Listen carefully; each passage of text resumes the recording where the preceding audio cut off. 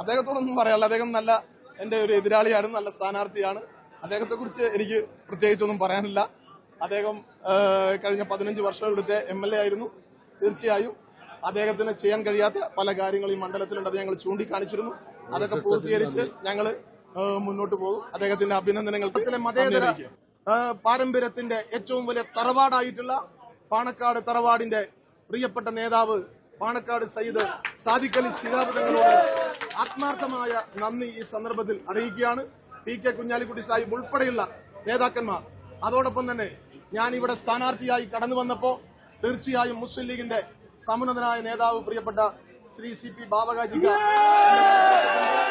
അദ്ദേഹം ഈ വിജയത്തിനു വേണ്ടി എന്നേക്കാളേറെ അധ്വാനിച്ച് വെയിലുകൊണ്ട് വിയർപ്പൊഴുക്കിയ നേതാവാണ്. അദ്ദേഹത്തിന്റെ നേതൃത്വത്തിൽ ഈ തെരഞ്ഞെടുപ്പ് വിജയത്തിനു വേണ്ടി പ്രവർത്തിച്ച ഈ നിയോജകമണ്ഡലത്തിലെ UDFന്റെ മുഴുവൻ നേതാക്കന്മാരെയും അതോടൊപ്പം തന്നെ ഈ നാട്ടിലെ നല്ലവരായ വോട്ടർമാർ കഴിഞ്ഞ 15 കൊല്ലം ആയി കുടിക്കുവാൻ വെള്ളമില്ലാതെ, നടക്കുവാൻ റോഡില്ലാതെ, കടന്നുപോവാൻ പാലങ്ങളില്ലാതെ ഈ നാടിന്റെ വികസനം 15 വർഷം പിറകിലേക്ക് പോകുന്ന സാഹചര്യത്തിൽ ഈ നാട്ടിലൊരു മാറ്റം ഉണ്ടാകണം എന്നാഗ്രഹിച്ചുകൊണ്ട് എന്നെ ചേർത്ത് പിടിച്ച ഈ നാട്ടിലെ വോട്ടർമാരോടും ഹൃദയത്തിന്റെ ഭാഷയിൽ ഈ സന്ദർഭത്തിൽ നന്ദി രേഖപ്പെടുത്തുകയാണ്. തവനൂർ നൽകിയ ഈ വിജയത്തെ ഹൃദയത്തിൽ സ്വീകരിക്കുകയാണ്. ജനങ്ങൾ നൽകിയ ഈ മഹാഭൂരിപക്ഷത്തെ വളരെ വളരെ വിനയത്തോടെ സ്വീകരിക്കുന്നു. എല്ലാ കാലത്തും ജനങ്ങളോട് ആ കടപ്പാടും കൂറും ആത്മാർത്ഥതയും ഉണ്ടാകും. ജനങ്ങൾക്ക് നൽകിയ വാഗ്ദാനങ്ങൾ 100% ഞങ്ങൾ നീതിയോടുകൂടി നിർവഹിക്കുമെന്ന് മാത്രം ഇന്ന് സന്ദർഭത്തിൽ സൂചിപ്പിച്ചുകൊണ്ട് ഞങ്ങളെ വിജയിപ്പിച്ച UDFന് ഉജ്ജ്വല വിജയം സമ്മാനിച്ച മുഴുവൻ വോട്ടർമാരെയും അഭിവാദ്യം ചെയ്യുന്നു. ഞങ്ങൾ ഒരിക്കൽ കൂടി അടിവരയിടുന്നു.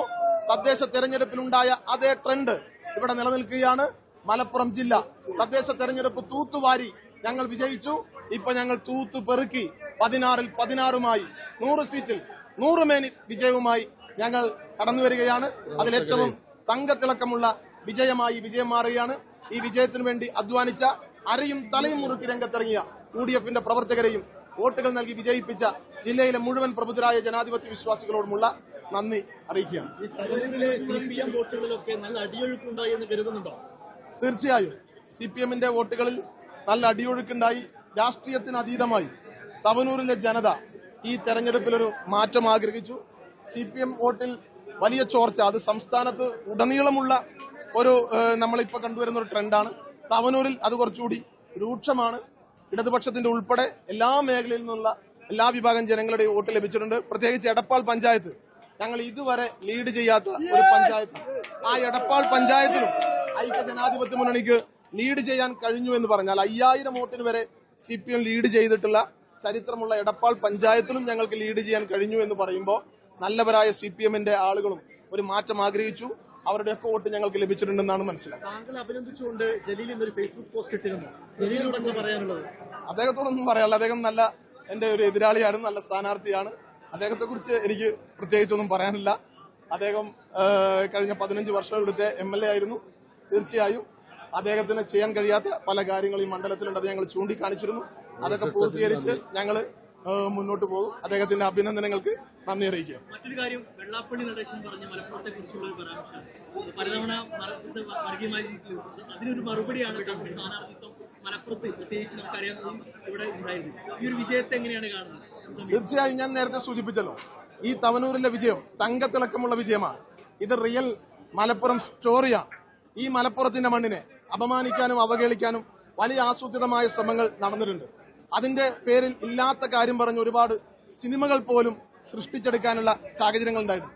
അപ്പോൾ പല ആളുകളും മലപ്പുറത്തിന്റെ മണ്ണിനെ അപമാനിക്കാൻ ശ്രമിക്കുമ്പോൾ ഈ മണ്ണ് മതത്തിന്റെ, ജാതിയുടെ, മറ്റ് ഭാഷകളുടെ ഒന്നും വിവേചനമില്ലാത്ത സുന്ദരമായ മണ്ണാണ്. ഏകോദര സഹോദരങ്ങളെ പോലെ ആളുകൾ ജീവിക്കുന്ന ഒരു ഇടമാണ്.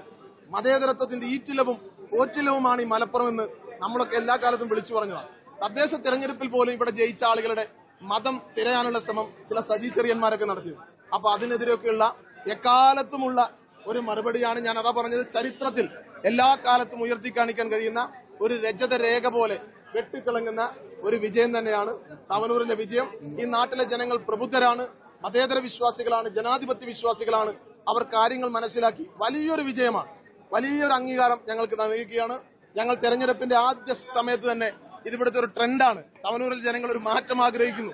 10,000-ലധികം വോട്ടുകളുടെ ഭൂരിപക്ഷത്തിൽ ജയിക്കാൻ കഴിയുന്ന ഒരു സാഹചര്യം ഉണ്ട് എന്ന് ഞങ്ങൾ പറഞ്ഞിരുന്നു.